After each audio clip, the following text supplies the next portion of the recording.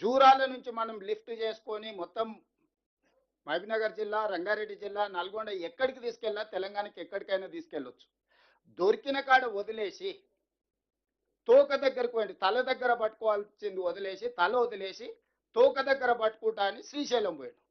శ్రీశైలంకి వచ్చే వరకల్లా ఒక ఒడ్డున రాయలసీమ ఉంది, ఇంకొక ఒడ్డున తెలంగాణ ఉంది. రాయలసీమ ఒడ్డున వాళ్ళకున్న పోతిరెడ్డిపాడు కావచ్చు, ముచ్చిమరి కావచ్చు, మాల్యాల కావచ్చు, రాయలసీమ లిఫ్ట్ కావచ్చు, ఈ ప్రాజెక్టులను అటువైపున వాళ్ళు ఈరోజు 13.37 టీఎంసీలు పర్ డే, అంటే ఒక సముద్రాన్ని మలిపినట్టు 13 టీఎంసీలు, 13.5 టీఎంసీలు దాదాపుగా ఒక రోజుకు తరలించుకోవడానికి అవకాశం. అంటే ఒక నదినే మలుపుకొని పోయినట్టు. తెలంగాణ సైడ్ ఉన్న ప్రాజెక్టులన్నీ ఏంటంటే పాలమూరు రంగారెడ్డి ఎత్తిపోతలు ఒకవేళ 100% కంప్లీట్ చేస్తే 2 టీఎంసీ, కల్వకుర్తి లిఫ్ట్ ఇరిగేషన్ నాకు తెలిసి 4000 క్యూసెక్స్, అంతేనా Vijayabhaskar? SLBC tunnel 4000 cusecs, best scenario 6000 cusecs. Hardly మనం డిజైన్ చేసిన ప్రాజెక్టే శ్రీశైలం బ్యాక్ వాటర్స్ నుంచి తెలంగాణకి 2.5 టీఎంసీలు కూడా లేదు. ఈ రోజు ఎంత వాడుకుంటున్నాం మనం అంటే నిజంగా ఈ లెక్కలు చూస్తే మనం సర్ప్రైజ్ అవ్వాలి. 0.25 టీఎంసీ ఈ రోజు తెలంగాణ శ్రీశైలం బ్యాక్ వాటర్స్ నుంచి వాడుకోవడానికి ఉన్న మన ఇన్ఫ్రాస్ట్రక్చర్ ఎంతనే అంటే 0.25 TMC, not even half TMC, quarter TMC మనం వాడుకోగలుగుతున్నాము. Just quarter TMC. ఈరోజు పోతిరెడ్డిపాడు 8 టీఎంసీలు, మాల్యాల కావచ్చు లేకపోతే ముచ్చుమారి కావచ్చు అదొక 1 టీఎంసీ పైన, రాయలసీమ ఒక 3 టీఎంసీ పైన. ఇప్పుడు లెక్కలన్నీ ఉత్తమ్ కుమార్ రెడ్డి గారు చూపించిండ్రు.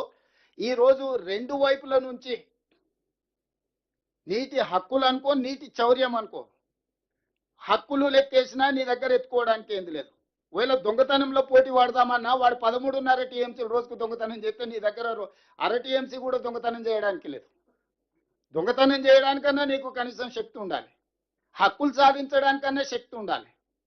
ఇవాళ చంద్రశేఖరరావు గారు జూరాల నుంచి శ్రీశైలంకు మార్చడం వల్ల 3 లిఫ్టులు కాస్త 5 లిఫ్టులు అయినాయి, 22 పంపులు కాస్త 37 పంపులు అయిపోయినాయి.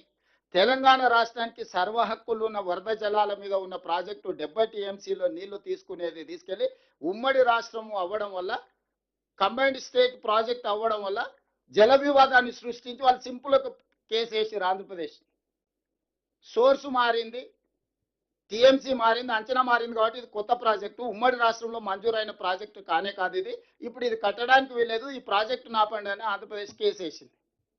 ఆంధ్రప్రదేశ్ కేసు వేయడంతో తెలంగాణకు నోటీస్ ఇచ్చారు. అయ్యా నువ్వు శ్రీశైలం బ్యాక్ వాటర్స్లో పాలమూరు రంగారెడ్డి ఎత్తిపోతలు కడుతున్నావు అంట కదా 90 టీఎంసీతోని, ఎట్ట కడతావు నువ్వు, నీకు లేనే లేదని.